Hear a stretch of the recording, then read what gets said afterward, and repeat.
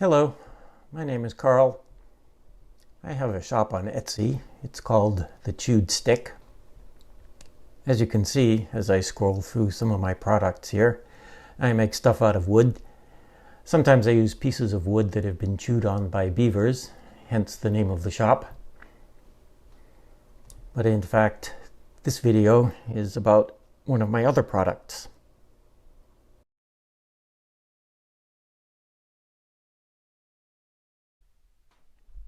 Among the things I sell in my Etsy shop are these. These are pens made from natural twigs. In particular, twigs from white pine tree, and in particular, twigs from branches that have fallen off the tree while they were still green and still had needles, and then laid on the ground and dried in the sun for a few weeks or months. It's this process of the green branch drying in the sun that produces this really nice red-brown color you see, and also an interesting striated texture. And because they're natural twigs and they look nice, people seem to like them, and I like making them. So, how I make these pens is the subject of this video. Naturally, it starts with a twig that I find on the ground outdoors. This is an example. This twig is, of course, too small to make a pen out of, but it's a good example of what I look for.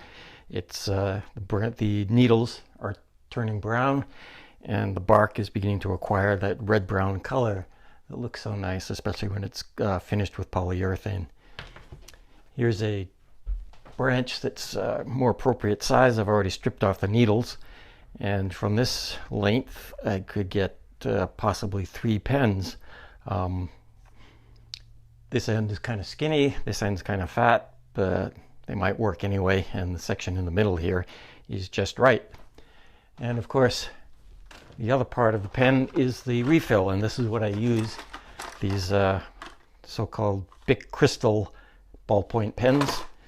These have been around forever, at least since I was a kid in school.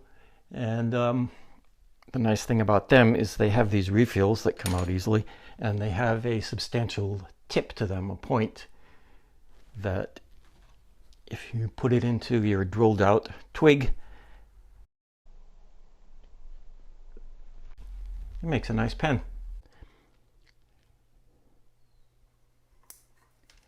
The next steps are cutting some sections of the branch to appropriate length, and then sanding off the nubs of sub-branches on the twig. Those are pretty self-explanatory, so I won't go into them too much.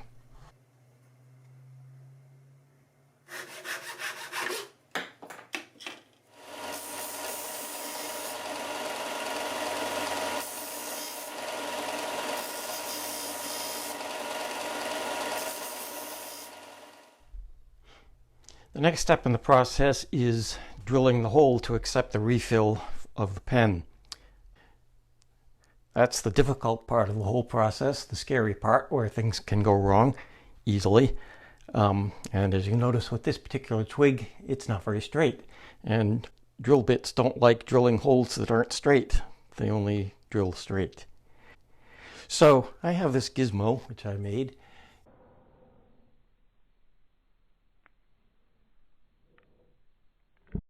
It's pretty simple, and you can see how it works. It applies pressure to a twig that I feed in through the holes at the top and the bottom. Applies pressure at 3 points, 2 of which are adjustable in height, and the third which I can tighten with this screw knob.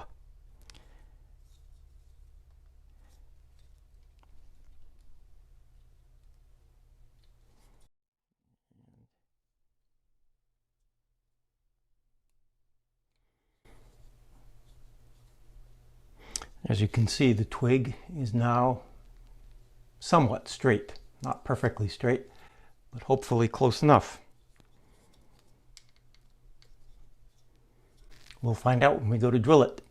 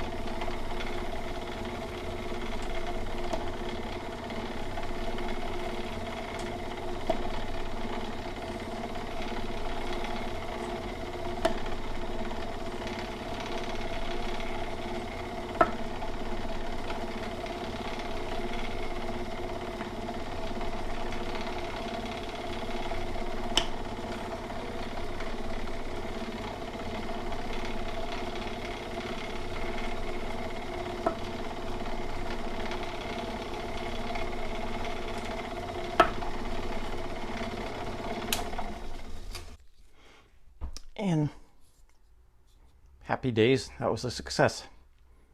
We just drilled a straight hole in a curved stick.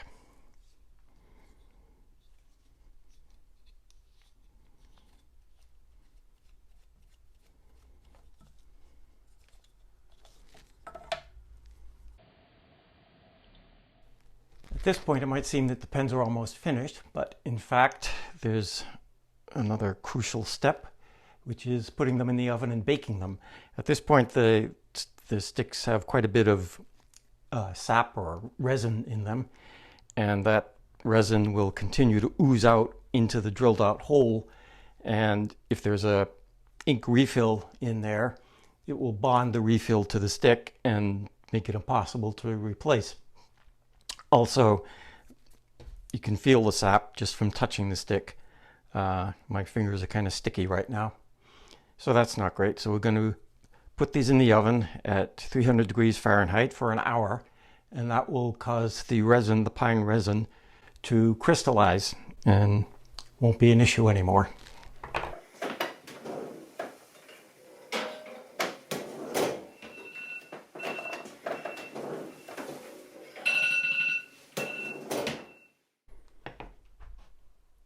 Okay, so we're out of the oven, and I forgot to demonstrate earlier that once I drilled the hole, which by the way was 1/8 of an inch in diameter, into the twig, one of these refills would fit into that hole. But take my word for it, it did fit. However, it now does not fit. It goes in little ways and gets stuck. The reason for that is that some of the resin I was talking about would have oozed out into the hole, and then in the oven crystallized, become hard, and so made the hole smaller. Also, the wood may have shrunk somewhat from the heat in the oven. Anyway, so there's a little problem, and the solution to that is this little device here, which is a flexible piece of graphite rod, quite small, and on the tip of it is a piece of brass tubing that is glued onto the rod and then flattened and then sharpened into a kind of arrow point or cutting edge. What we do with this thing is to use it as a reamer to enlarge the hole in the pen so that the refill will fit. Simply put it into a drill, make sure it's extending far enough, run it in and out of the existing hole.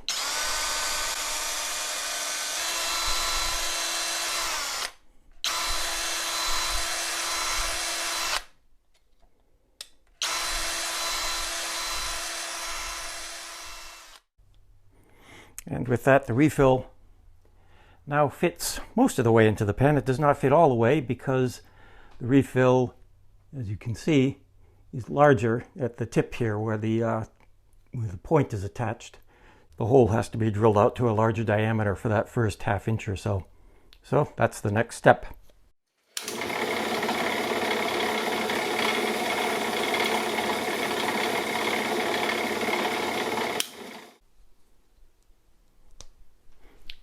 So, as you can see, refill now fits in all the way.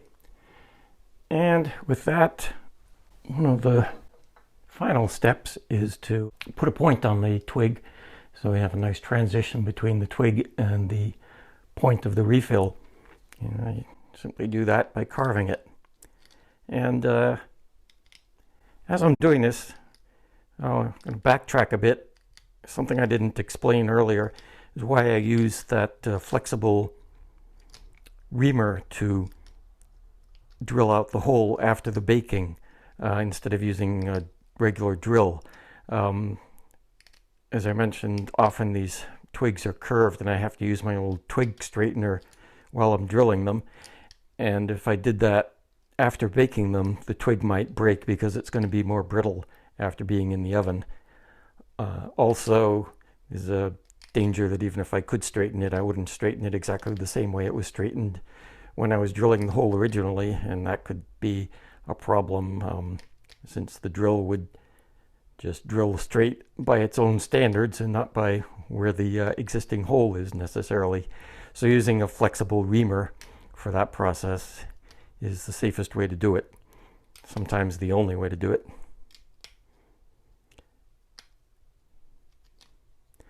When I'm doing this whittling, I use a surrogate refill, or sacrificial refill, I might say, because inevitably the knife hits the point of the refill and causes some nicks. And we can't have a nicked and scratched up refill going out to any of my lovely customers.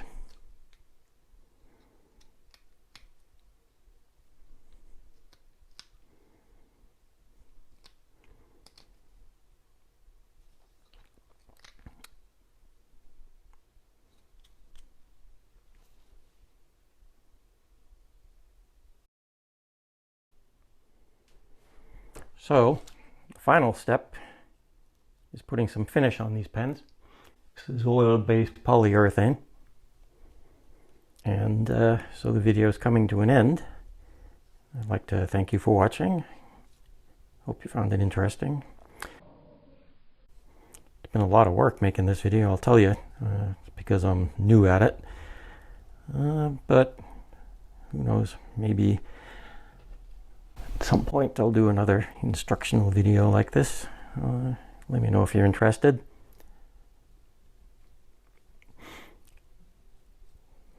I put these pens on this cribbage board like thing to let the finish dry, with the pegs stuffed up the end. So that's it. Thanks for watching again, and so long.